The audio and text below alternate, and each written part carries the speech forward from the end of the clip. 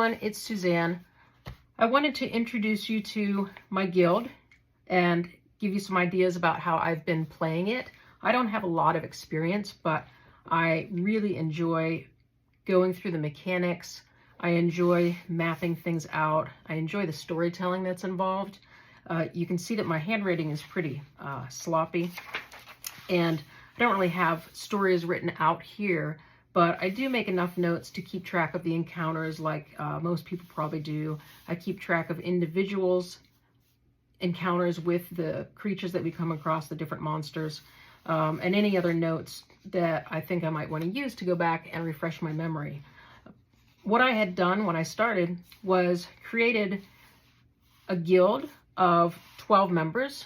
I got the number 12 either from Lily, Adventures with Lily, or I may have gotten it directly from Tales from the Adventurers Guild. This is a great second book or a great supplement if you already have the first book and are looking for ideas on what to do when you're not in a dungeon.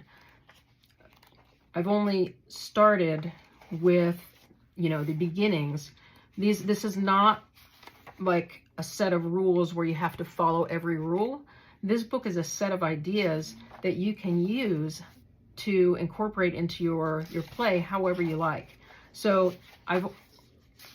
it's so rich with information. I've only sort of incorporated the first couple of pages, and then I kind of went with it, incorporated some other tools like the Deck of Many Dungeons, and I have a map that's about, 2 feet by 3 feet that I'll show you in another video.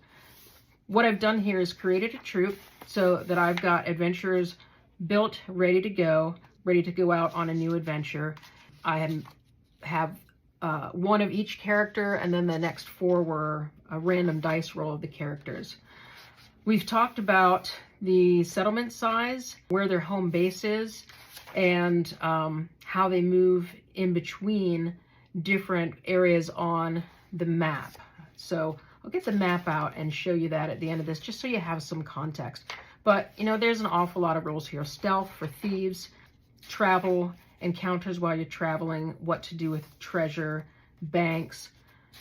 So for my group, we started out with a party of 4. There was a wizard, a warrior, a dwarf, and a cleric. And then the next group of 4 were the other 4 character types in the introductory book, just the basic book for AD. And those characters are barbarian, elf, rogue, and halfling. And then the next 4, the next 4, I rolled randomly to determine what the class was. I have a little name generator that I can share with you at some point when it's ready. So I use my own name generator to generate names for everybody depending on their class. Zara the wizard, Waverly the warrior, Orin the dwarf, Adira the cleric, Ilse, she's a barbarian, Lyriel, an elf, Remy, a rogue, and Nigel, who's a halfling.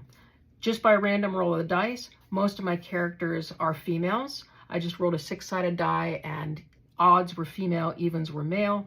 And then I've keeping track here of how many missions they've been on, what level they are, and any other status information I might want to keep track of.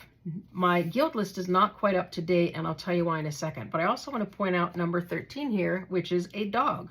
We picked up a dog when we were exploring a mansion. So that was pretty exciting. I added him to my guild list. So on my first adventure, this is our map. I gave it a name. I showed you in a different video the random name generator, and I'll link to that again. But this is the Black Den of the Apocalypse.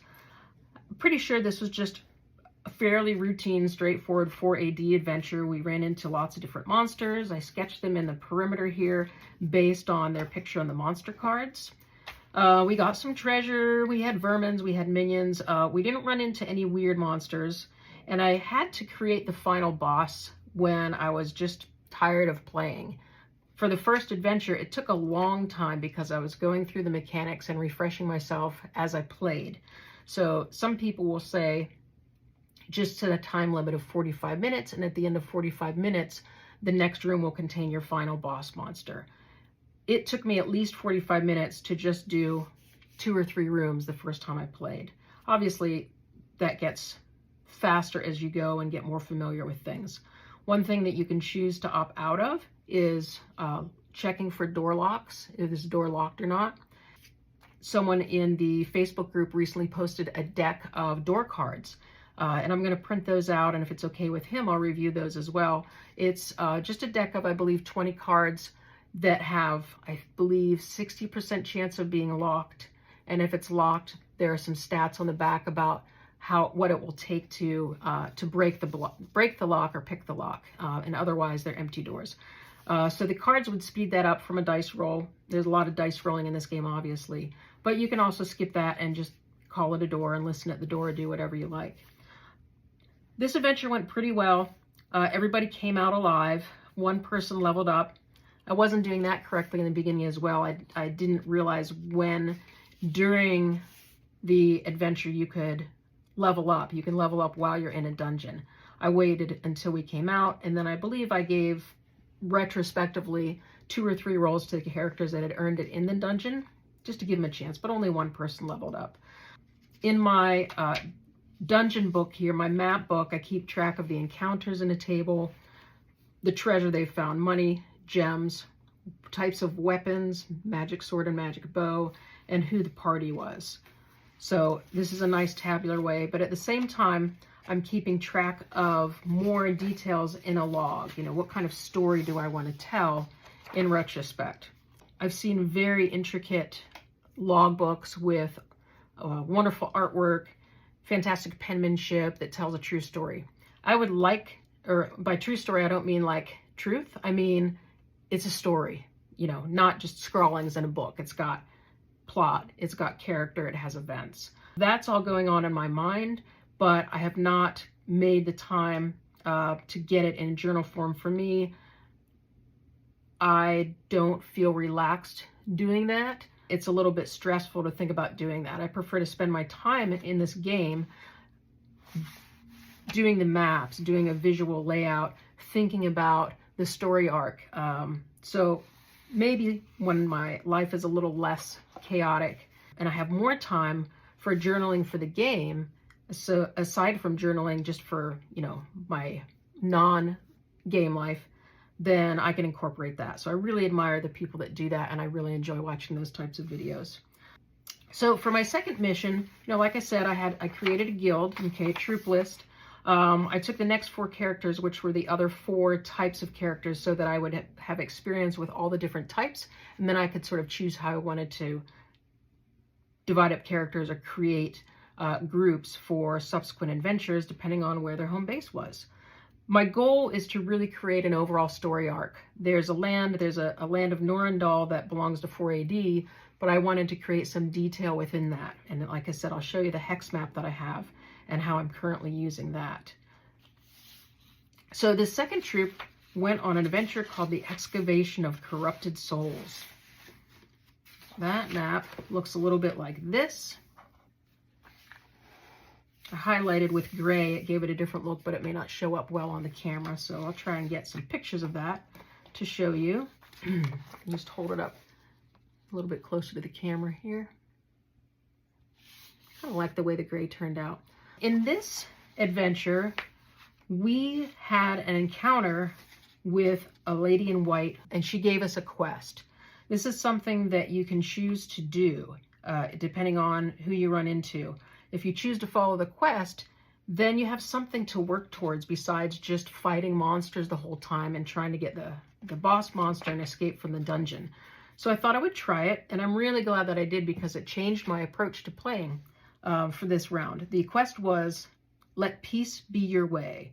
The goal was 3 non-violent encounters, and if you meet the goal, you can return to her and you roll for a treasure. So this was my first experience not engaging in battle off the bat. I did a lot more of negotiating or turning back, trying to have an exchange with the monsters we ran across. However, it didn't really end up the way I wanted, because you can see this little symbol up here, little snake-like squiggles right there, that represents Medusa. In room 27, this was quite a long game, in room 27 we ran into Medusa, and 3 of my characters were turned to stone. So my one remaining character rolled all the way back to the entrance. It wasn't a full 27 rooms, but they had to backtrack 1, 2, 3, 4, 5, 6, 7, 8, 9, 10, and then had a choice of which way to go. So, oh no, they had to go this way. 11, 12, 13, at least 13 rooms to the entrance, and I think they only had 1 encounter. And I don't remember exactly what happened. I think, oh, they were skeletons. So now I was left with this one character and 3 people all the way in the back of this dungeon turned to stone. And I was really kind of crushed because I'm kind of invested. I mean, part of the way that 4AD is, the characters don't necessarily live a long time. It's sort of designed to be challenging, and if you're going to fight monsters, your characters are going to die. And so some people don't mind that. They will just, roll up a new party, they'll go out, and they don't have any investment in their party. I want to try and create kind of a, like I said, a story arc. I want my characters to have some history, have some personal goals and missions, have interactions with each other. So my mission is to get a party back to that room and try and resurrect them. So I need to get a cleric. We need to earn some money to buy a spell or buy a potion so we can go back there and try and resurrect people. So we emerged from this dungeon, or he, the one left, emerged from the dungeon and ran into this village. This is the village of Val Idar.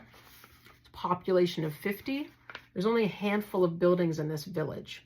This village I created from the sandbox generator.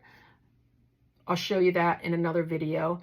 And there are town generators now with the 2 new books out from 4AD, but this one was with the sandbox generator. So fortunately there was a guild house in this town. They met the owner of the guild house. Robin's Sorrow is the name of the guild house. Kind of a mysterious name. We don't know why it's called Sorrow, but that's maybe a little bit of forewarning. It was really convenient because this guild house has 4 rooms with bunk beds. It has an armory for storing and safely keeping weapons, a library for research, dining room with a fireplace, a kitchen, really nice porch with some beautiful oak trees on the outside and a nice footpath going in. So they found a place to rest. They're paying rent, and so they need to be able to keep paying rent as long as they want to stay there and rest. But they also need to earn some money. And so we undertook a mission, and the quest was to find the innkeeper's skeleton key. The innkeeper of Robin's Sorrow has lost the skeleton key. He believes that a previous visitor stole it. And of course, without the skeleton key, he can't get into all of his rooms.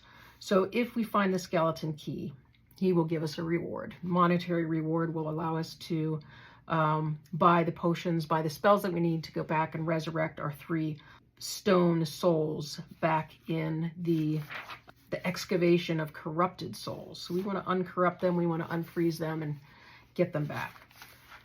So this is a pre-generated dungeon.